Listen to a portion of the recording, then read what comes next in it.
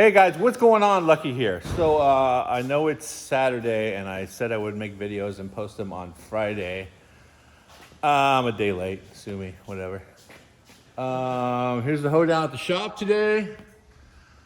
Twin Turbo needs to get his 69 out because tomorrow is the cruise, the quarantine cruise in Huntington Beach. So we got to dig that puppy out. I didn't get a chance to get to it. So we're probably just going to cut those dumps level on the front so the fire comes out equally.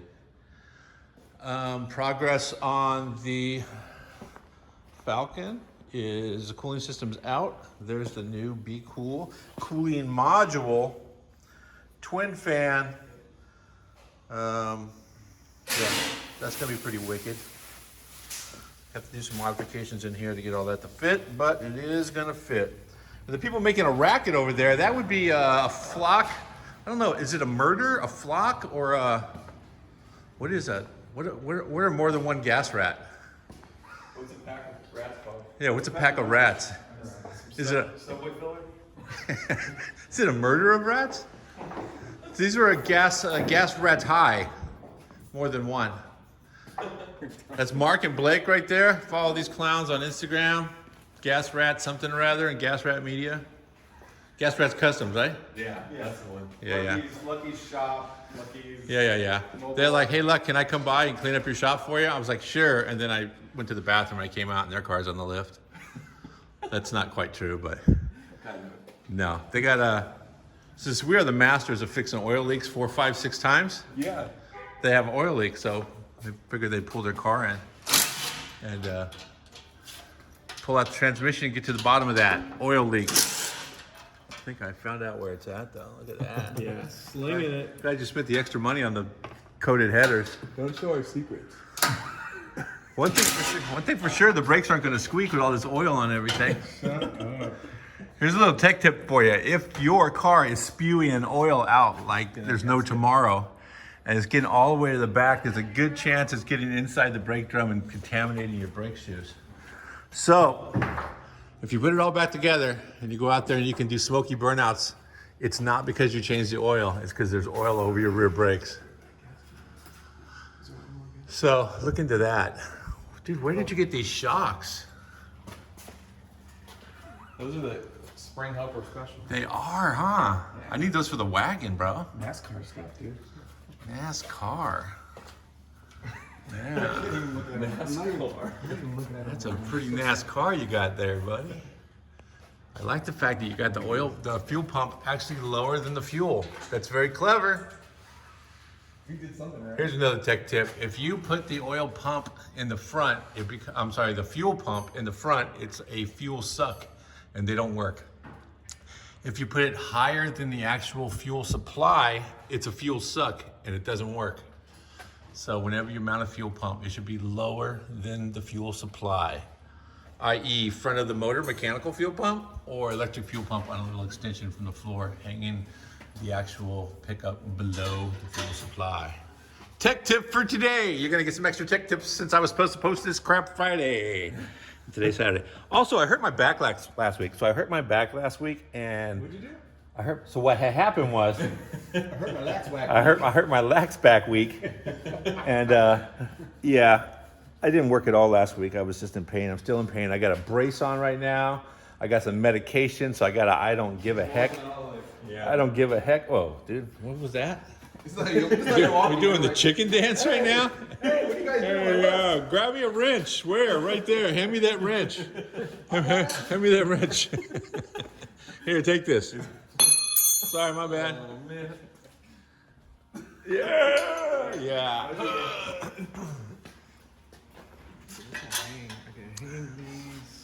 Man, fly catchers on your exhaust? That's when you shift into full race mode right there, huh? Man. This is high tech, dude. The lacquer thinner's over there in that bottle over there that says completely illegal in California.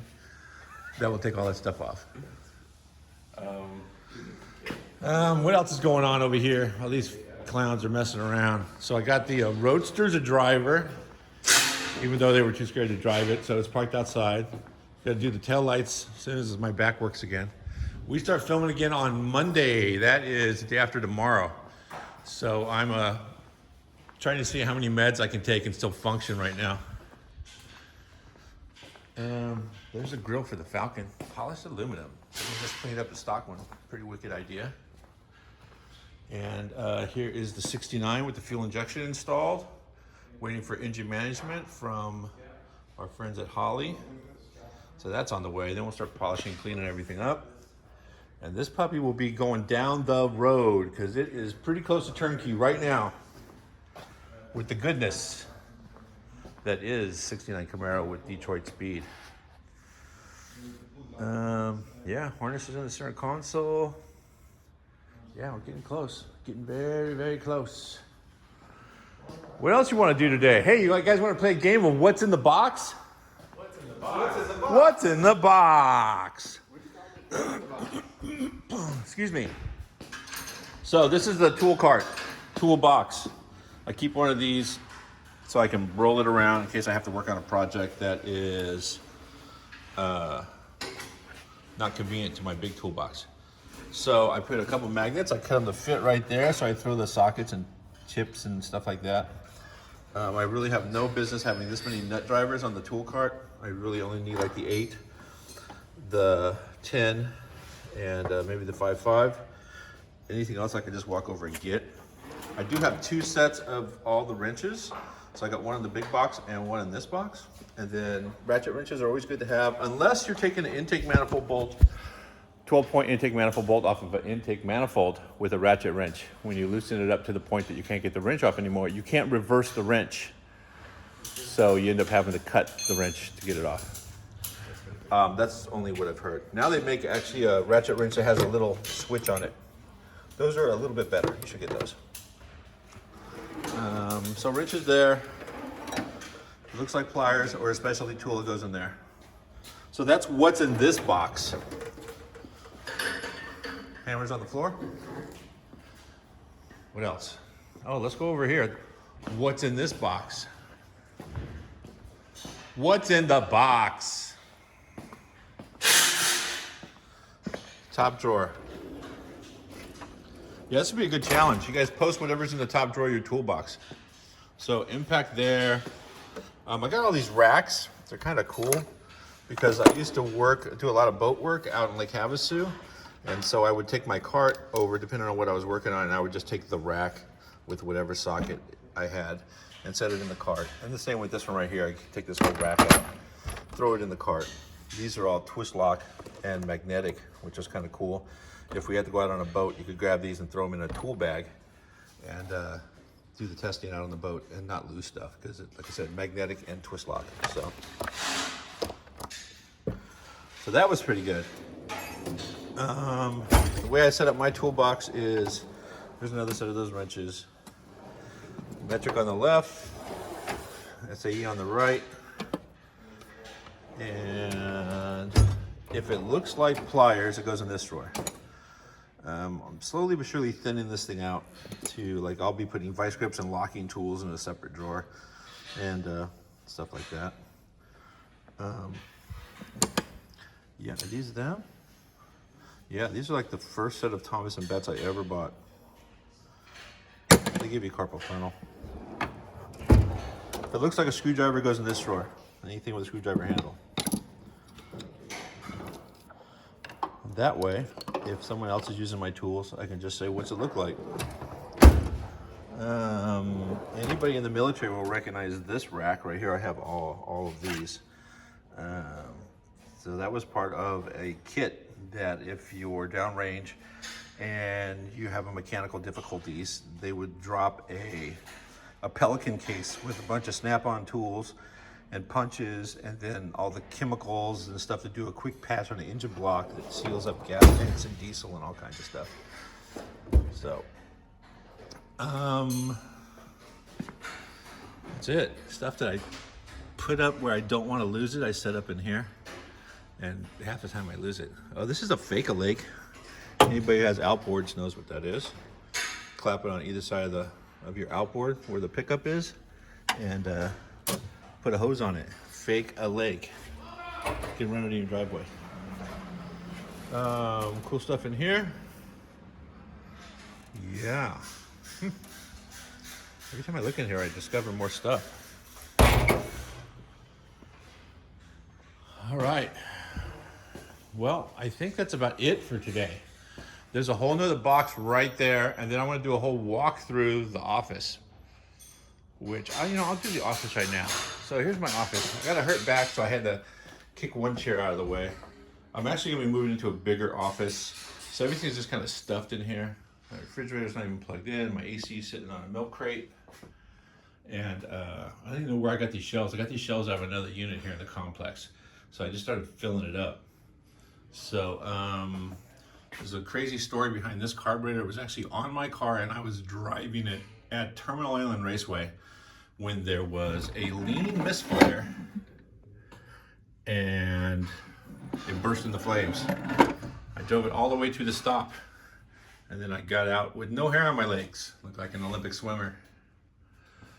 Back in 1997, I made the cover of Chevy High Performance with my orange 70 Chevelle. It had wide 5 and a quick change and bird cage and Watts Link, all kinds of cool stuff.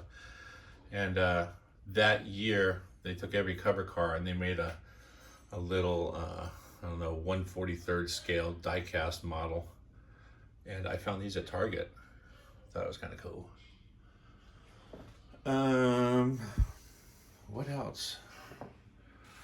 Those trophies belong to my good friend Sammy before he passed. Just could never throw them away, so they're just sitting around. There's some cool artwork I scored. It's my buddy Mike Eddy at Monterey, I believe. He actually won Monterey. And he's got the Rolex to prove it. There's some Mustang Ray artwork right there. He did that for me, Mustang Ray on Instagram. These are a bunch of badges and stuff from different events. Power Tour, SEMA, mostly that's it, Power Tour, SEMA, and LS Fest. And what else? Roadkill Nights I went to a bunch of them. This is where I keep, actually this was the first little trophy thing that I set up. I got 2017, and that's 2012, Champaign, Illinois. This one was from Champaign, Illinois too. That's what I liked about every time we went to Champaign, they had cool glasses. That is a little bit of moonshine right there. It is apple, cinnamon apple, I think. Those are from my friends in Oklahoma, who will remain unnamed. Amber and Dave.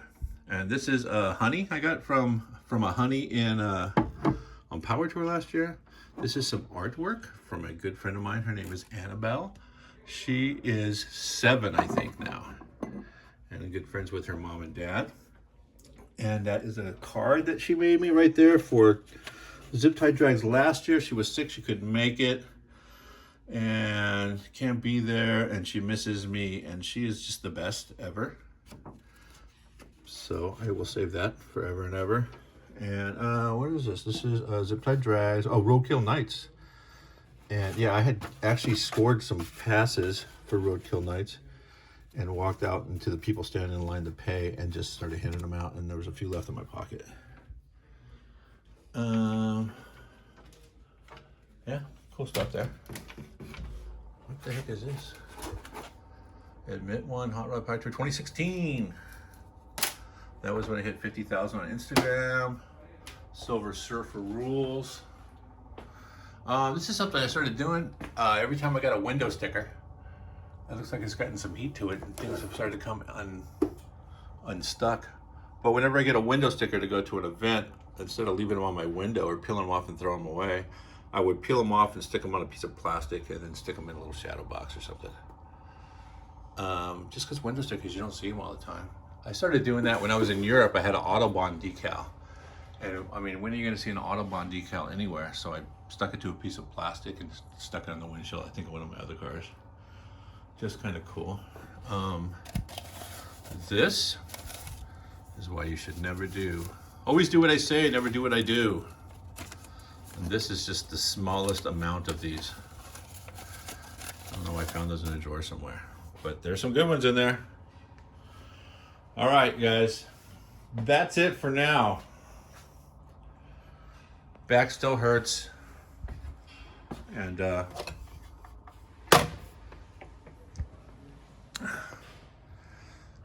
I'm gonna let the meds kick in. So thanks a lot for watching, you guys. Tomorrow, Huntington Beach. Well, let's say 6/14. The date will be 6/14. Huntington Beach. There's a big cruise, quarantine cruise. I'm going to that, taking the wagon, taking my boy over there. Mark is going, Gas Rats. Blake's gonna be driving his LS powered Jeep, that yellow ugly thing, whatever it is. Ugly Duck Jeep. Is that what it's called? That's it. On Instagram, Ugly Duck Jeep. All right, Ugly Duck Jeep on Instagram. And why his Jeep has a Instagram page all its own. Thanks a lot for watching, you guys. See you out there on Sunday. And as always, subscribe, leave some comments, post some pictures, tag me in something. Share. Peace. Stay safe. Bye-bye. Bye-bye. Bye-bye.